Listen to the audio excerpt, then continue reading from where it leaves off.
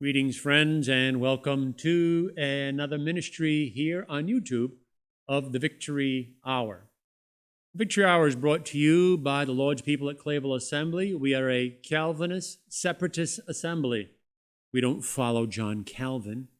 When I say Calvinist, I simply mean we believe in the sovereignty of God. We believe in predestination and election. Supralapsarian glory. You say, what in the world are you talking about? Well, we can talk about that another time. But we're talking about right now, we're in a little series talking about the war between fake Israel in the Middle East, not the true Israel of God Israel, thus it doesn't deserve the name, it's fake, but the body of Christ is the true Israel of God. Now, that might be too much for some people listening to me. We'll have our own series on that somewhere down the road, and it'll be a nice long one. But be that as it may, I want to give some context to the outbreak of this war because, we're getting sucked into it and, we could have the Russians get involved. You could have Iran get involved. You could have communist China get involved. I mean, this could be World War III and it could involve nuclear weapons. This is a big deal. And I think we need a little bit of context to slow down for a minute so that we don't capitulate to manipulators and liars who are going to get our sons killed. And maybe others as well, like Grandma and Grandpa, if it comes over here. And I'm not a pacifist. If we need to fight, let's do it. But I don't want to fight for the wrong cause. So I want to know what the truth is. And I'm saying when it comes to war, you've got to be skeptical. Now, part of the passages I've been quoting for you for this series, one of them is Proverbs 21. In Proverbs 21, verse 6, and I read this to you last time, this is what we read. The getting of treasures by a lying tongue, and that's what usually war is. Someone's lying because they want to take something from somebody else. The Zionist state of Israel got a nation, but wait a minute, there were people living there. Now Hamas says we have a right to this, that, and the other, so they attack Israel.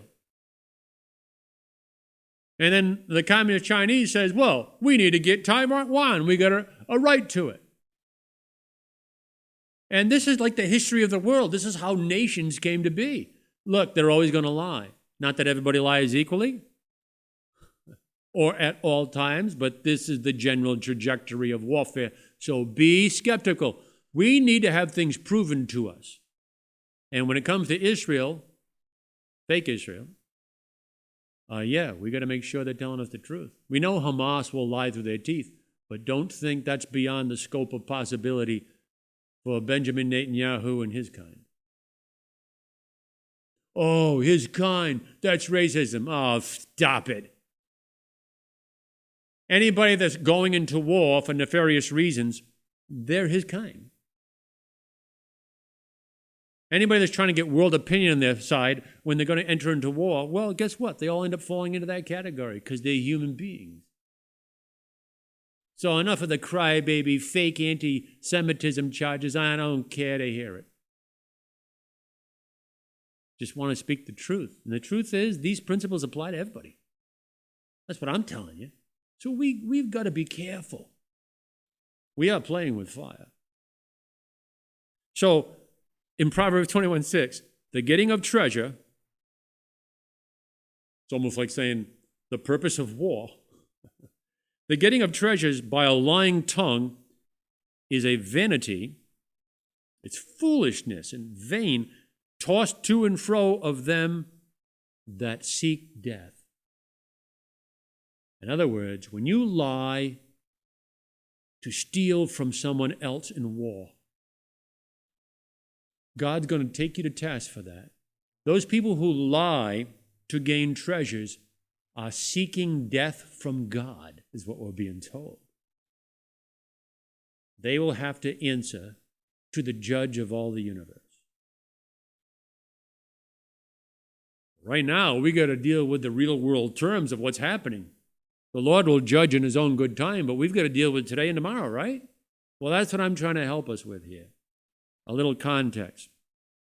So I read to you an article last time around from Fox News where the chairman of the Foreign Affairs Committee, a Republican from Texas, Michael McCall, the chairman of the House Foreign Affairs Committee, says that Egypt gave Israel a heads up that Hamas was coming in. There's no reason that border should have been so exposed like it was. I mean, Israel is one of the most secure borders in all the world with high technology.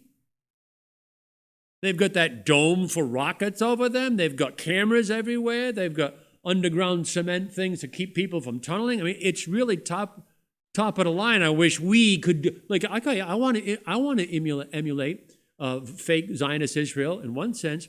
How about if we close our own borders? How about if we put cement underground so that it can't tunnel? How about if we put cameras everywhere? Put laser beams up high, they can zap them down as soon as they cross the line. This is ridiculous. This is globalism. And this is all, I don't doubt that this is all part of that shift towards the woke, globalist, universal, anti-Christian community they want. But I'm not spreading my analysis that wide in this series. I'm just saying when people are saying we need to go to war, we have moral justification, well, you need to verify the moral justification that they're quoting. So the chairman of the Foreign Affairs Committee, Republican from Texas, says, look, Egypt did warn them. And what did Israel do? They took a lot of their security off that border where Hamas came in and sent them over to the West Bank to go investigate something else and left that wide open. Come on. And then these fellas come over on their, lawnmowers with fans on the back, and they commit murder and kidnap people. Some of them Americans. So, guess what? We're sucked into this. Now, I'm no friend of Hamas, so we need to get them, if we have to bomb the daylights out of them to get our own people, but to get sucked into this war. Because I'm not so sure Israel is going to tell the whole truth, because they have a history of lying to us, as I will show you in subsequent series, or maybe even a little bit right now. Actually, I think I should do that. So Netanyahu says it didn't happen, but the chairman of the Foreign Affairs Committee, the Republican from Texas, says, and he's a pro-Zionist, well, we do know that Egypt did tell them. So my question is, I'm just wondering, did Netanyahu want to stand down? Well, that would cost Jewish people their lives. Yeah, but maybe for the greater good of the state of Israel. Oh, they wouldn't do that? Really? Well, in subsequent lessons, we'll talk about they wouldn't do that. No self-respecting nation would do that. How about the United States doing it? I'll show you that. But not today. Let me show you something else. I got a book here. I don't know if you can see this, but it's written by Victor Ostrovsky. It's entitled By Way of Deception: The Making and Unmasking of a Mossad Officer. Victor Ostrovsky. I read this book years ago. It was probably in the 90s, I guess it was. And the author was a Mossad agent, deeply embedded into the Mossad. And by the way, you don't think Israel would ever pull a fast one and lie to the United States and do something that would harm us? Because we're good friends. You can't separate us. You can't put a piece of paper between us because we're so good to each other.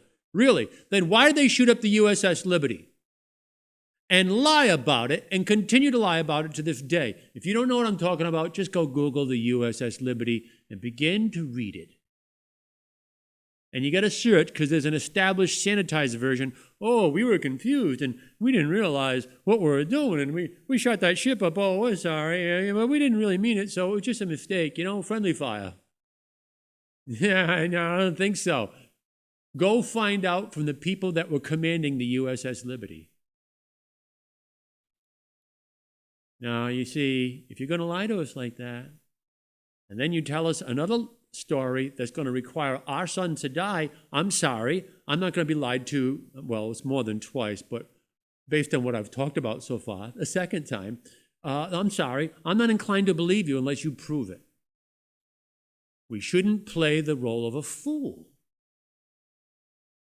particularly for Christians. We should be discerning. I mean, as Christians, do we believe in the doctrine of total depravity? Then why do we think that the state of Israel is exempt from it? Huh? Well, anyway, back to this book by Viktor Ostrovsky, former Mossad agent, By Way of Deception. By the way, that title is there for a reason. Because the motto of the Mossad always was, until relatively recently, they changed it to clean up their image. But the official motto of the Mossad was always this, quote, by way of deception, thou shalt wage war. By way of deception, thou shalt wage war. It almost sounds like when it comes to war, they can't be believed. Because the way they fight is to use lies. Now, am I wrong in my thinking somehow there? I mean, by way of deception, thou shalt wage war. Well, that's the title of the book written by the Mossad agent. And there are many things in that book that are just shocking. By the way, the amorality of the Mossad was on real big display in that book. I'm not going to go into the details, the poolside details of what goes on at their little parties. But I'm going to tell you one story that just stuck out in the book because it so involved the United States and is an embarrassment to us, but almost nobody knows about it. Mr. Ostrovsky tells a story, and he says, the Zionist state of Israel, while he served as a Mossad agent, they wanted to get Gaddafi and do a job on Libya. And they wanted to get the United States to do their dirty work without us knowing we were doing their dirty work. Wouldn't be the first time, wouldn't be the last time, but this is the time, according to the Jewish Mossad agent who was there and ought to know.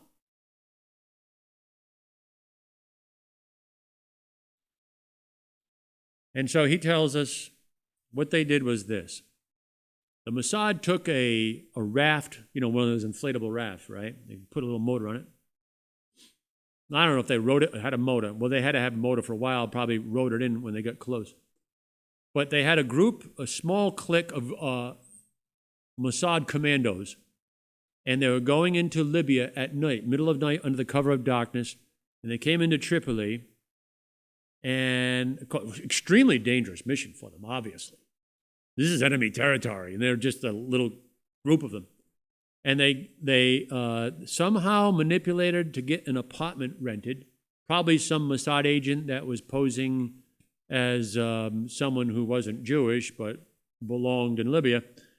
I'm not sure, I can't remember the details on that, but they got an apartment, and they had this, it was like a 7-foot-long communication device that they came up with, about this big around, and about 7 feet long, and they implanted it in that apartment in Tripoli.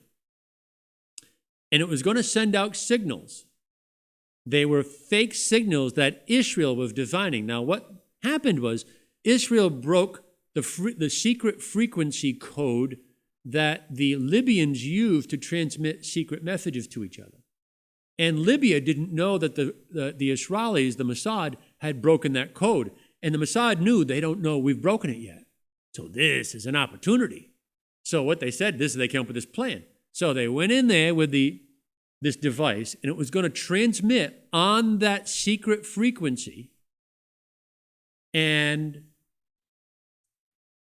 Israel tipped the United States off as to that frequency so that they could listen in, or maybe we already knew, I'm not sure on that detail, but we could listen to what Libya was saying to each other, and they didn't know we could hear. And the Mossad knew that. So they planted this device that was going to send out signals as if it was Gaddafi's men sending out signals to all the Libyan embassies around the world. And Gaddafi wasn't doing that. The Mossad was doing it. And they're sending out messages to all, and we could see the messages are coming right from Libya, right from inside. That must be them. No, those Mossad commandos snuck that in there. So sending out messages all throughout from Libya to all the Libyan embassies about all this terrorist stuff that they're going to do and some things that they have done. And it was just horrifying things. And now the United States government said, hey, do you see what they're up to? Do you see what they're going to do? We got to stop this. So what happened? Ronald Reagan fell for it. I'm assuming he fell for it and wasn't in on it. I'm going to assume that. But ostensibly, he fell for it. And what did he do? He bombed Libya. We bombed Libya. Now, look, Libya was no, Sunday school picnic over there. I know Libya was not a great place. But be that as it may, we don't start killing people and bombing people based on being manipulated by liars who are pretending they're our friends. I'm sorry, that isn't going to cut it. We bombed them. Now, you go read the establishment story, they're not going to tell you that. The Mossad agent will tell you, who's a pro-Zionist Jewish man who served in the Mossad at the time and gives us the inside scoop. And Israel tried to sue him to stop him from printing the book. They couldn't stop him. And now the book is there. And just don't mention it. And a few people know about it. And look it up. It's entitled By Way of Deception by Victor Ostrovsky. I'll spell that for you. O-S-T as in Tom, R as in Robert, O-V as in Victor, S-K-Y. Victor Ostrovsky, By Way of Deception. Get it and read it. My point is simple. They lied to us and got us involved in an act of violence against another nation by manipulating us, just like they lied to us about the USS Liberty. Look, I'm sorry. I'm not going to take their word for anything. I'm not saying everything that Netanyahu is saying is false, but I'm saying he's got to prove what he's saying if it's going to involve American blood. And it's going to suck us into World War III, which could lead to a nuclear so-called Holocaust. Be wise. Christians, get off your hobby horse of the Zionist state of Israel being the shining light that comes from heaven. And remember, there is none righteous, no, not one. You better remember that before you send Junior over there. Look, I've got to go. My time's up. Jim Gallagher reminding you in the words of our blessed Lord and Savior, you shall know the truth shall make you free.